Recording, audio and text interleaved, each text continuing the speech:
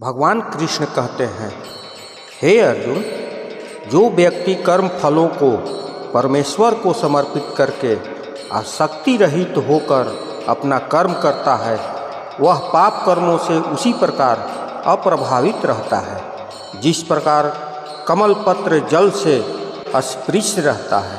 तात्पर्य यहाँ पर ब्राह्मणी का अर्थ कृष्ण भावनामृत में है। यह भौतिक जगत प्रकृति के 3 गुणों की समग्र अभिव्यक्ति है जिसे प्रधान की संज्ञा दी जाती है।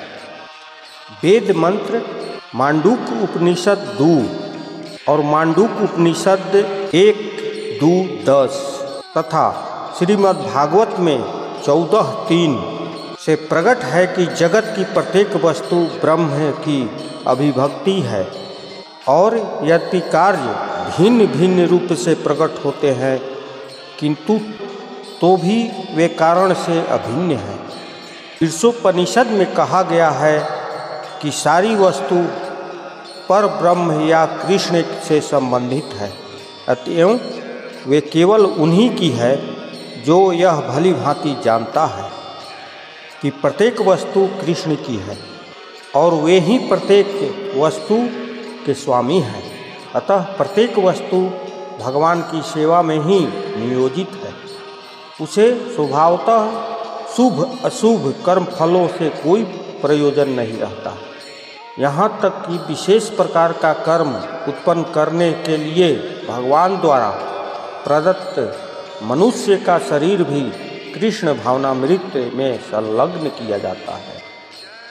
तब यह पाप कर्मों से कलमश से वैसे ही परे रहता है जैसे कि कमलपत्र जल में रहकर भी भीनता नहीं। भगवान गीता 3:30 में भी कहते हैं, संपूर्ण कर्मों को मुझे कृष्ण को समर्पित करो। तात्पर्य यह कृष्ण भावनामृत विहीन पुरुष एवं इंद्रियों को अपना स्वरूप समझकर कर्म करता है, किंतु कृष्ण भावना भावित व्यक्ति यह समझकर कर्म करता है कि यह देह कृष्ण की संपत्ति है, अतः इसे कृष्ण की सेवा में प्रवृत्त होना चाहिए। योगी जन आसक्ति रहित होकर शरीर, मन, बुद्धि तथा इंद्रियों के द्वारा भी केवल शुद्धि के लिए कर्म करते हैं।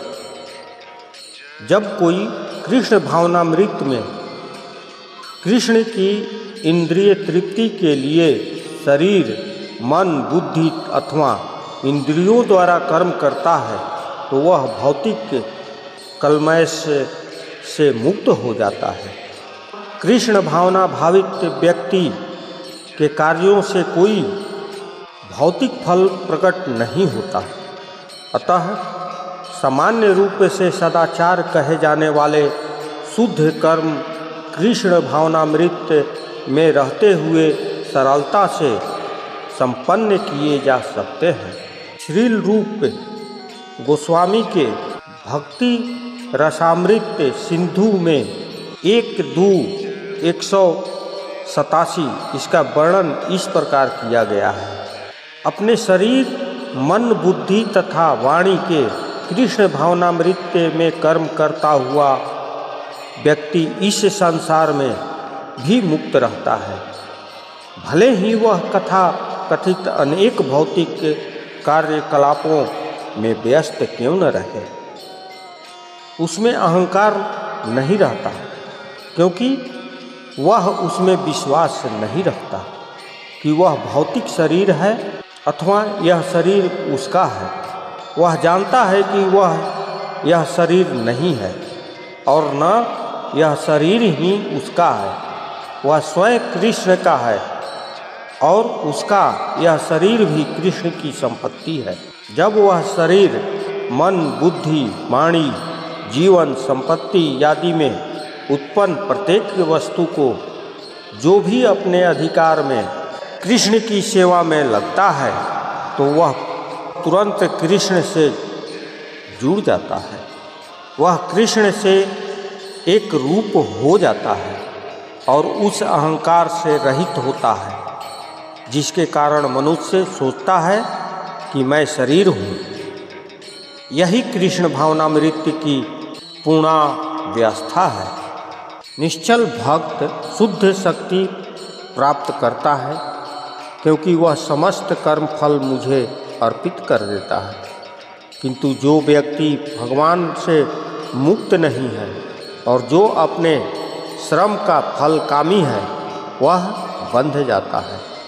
एक कृष्ण भावना भावित व्यक्ति तथा एक देहांत में बुद्धि वाले व्यक्ति में यह अंतर है कि पहला तो कृष्ण के प्रति आसक्त रहता है, जबकि दूसरा अपने कर्मों के फल के प्रति आसक्त रहता है। जो व्यक्ति कृष्ण के प्रति आसक्त रहकर उन्हीं के लिए कर्म करता है, वह निश्चय ही मुक्त पुरुष है और उसे अपने कर्म फल की कोई चिंता नहीं होती। भागवत में किसी कर्म के फल की चिंता का कारण परम सत्य के ज्ञान के बिना द्वैत्व भाव में रहकर कर्म करना बताया गया है। कृष्ण श्री भगवान हैं। कृष्ण भावनामृत में कोई द्वैत्व नहीं रहता। जो कुछ विद्यमान है वह कृष्ण की शक्ति का प्रतिफल है और कृष्ण सर्वमंगलमय है। अतः कृष्ण भावनामृत में संपन्न सारे कार्य परम पद पर हैं। वे दिव्य होते हैं और उनका कोई भौतिक अभाव नहीं पड़ता। इस कारण कृष्ण भावनामृत में जीवित शांति से पूरित रहता है। किंतु जो इंद्रिय तृप्ति के लिए लाभ के लोभ में फंसा रहता है, उसे शांति नहीं मिल सकती। यही कृष्ण भावनामृत का रहस्य है। यह अनुभूति की कृष्ण के अतिरिक्त कुछ भी नहीं है। शांति तथा अभय का पद है। जब देहधारी जीवात्मा अपनी प्रकृति को वश में कर लेता है और मन से समस्त कर्मों का परित्याग कर देता है, तब वह 9 द्वारों वाले नगर में बिना कुछ किए कराए सुखपूर्वक रहता है। देहधारी जीवात्मा 9 द्वारों वाले नगर में वास करता है। शरीर अथवा नगर रूपी शरीर के कार्य प्राकृतिक गुणों द्वारा स्वतः संपन्न होता है। शरीर की परिस्थितियों के अनुसार रहते हुए भी जीव इच्छा अनुसार इस परिस्थितियों के परे भी हो सकता है।